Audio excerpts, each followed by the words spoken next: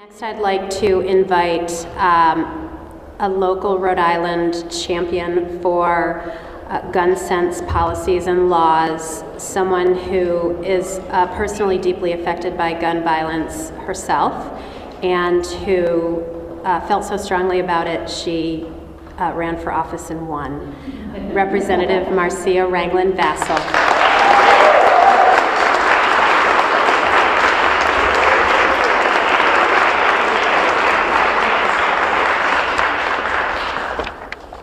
Good afternoon, everyone.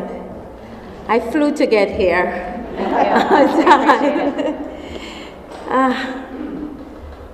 Today is a great day for Rhode Island teachers, students, people who suffer from mental health problems, and for all Rhode Island families. I'd like to just take a moment to thank the sponsors, my colleagues, and all of you in red and in different colors or strong gun safety advocates. The speed of which this bill, this red flag bill, was brought out of committee and onto the floor shows a deep commitment to gun safety for all Rhode Islanders. This red flag bill is a good first step.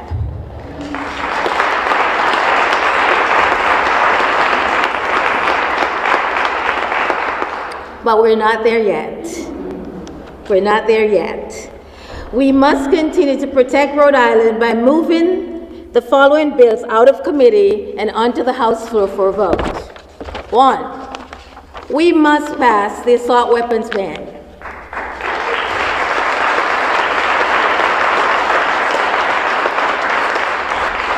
We must pass the School Safety Act bill.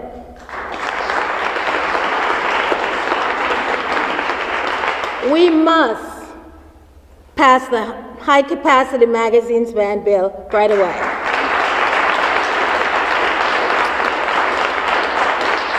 And most importantly, or one of the most important features of one of my personal advocacy is that we must pass the bill that I have recently introduced to make sure that teachers like myself do not bring guns to school.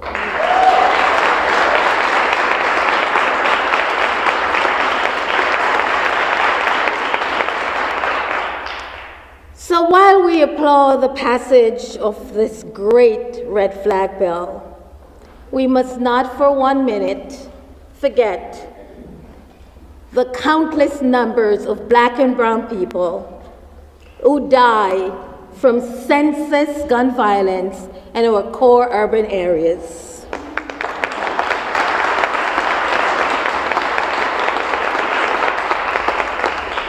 We must be intentional, very intentional, to make sure that we fight to end structural racism and poverty, which is the root cause of all violence in the core urban areas.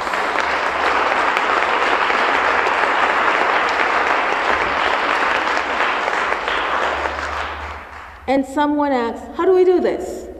How do we do this? How do we end gun violence? Do we end it by one bill? No, we end it by a number of things. And one of the things that I'm proposing, and so many of you in this room is working with me to do, is that we make sure that we end joblessness. Joblessness. We know it's the morally right thing to do when families are able to provide for their families. And don't you dare tell me, let people pull themselves by their own bootstraps when they can't even buy boots.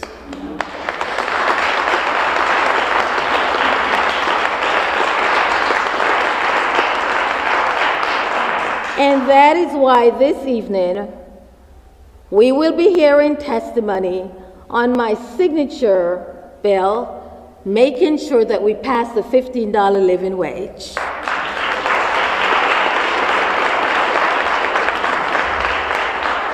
You see, this is very personal for me. it is very personal. Because 2016, when I decided to run for office, in fact, I really wasn't planning to run for office, but June 2016 changed my life. One of my guys came home and he said, "Mommy, they shot Kip. They shot Kip in the head." And 3 days later, Kip died. And at that moment, in that space, and in that time, I started thinking that in my 16 years teaching in the city of Providence, I had lost 10 boys to gun violence. And so I decided to run. And I have not stopped. I want to say that September 13th, 2016, I won my election in the primary, and someone went on my son's Facebook, one of the young men, and says, "Now that your mom has won, we're going to get jobs." And that was so, I still have that post on my phone. I see it every day. About 5 or 6 months later, shot to death. I was running again, and there was a young man who was walking in Admiral, and he had his pit bull, and I have a pit bull too, Luna. And we took a picture, and I have it as well.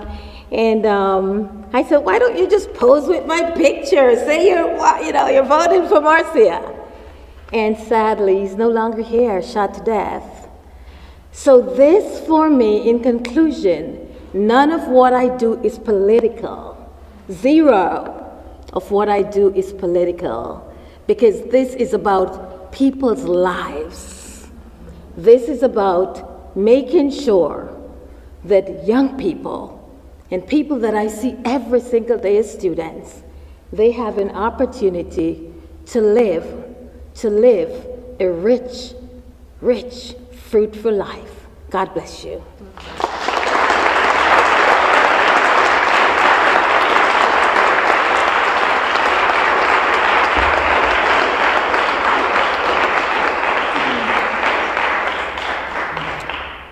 Marcia, the people of your district are so lucky to have you, and the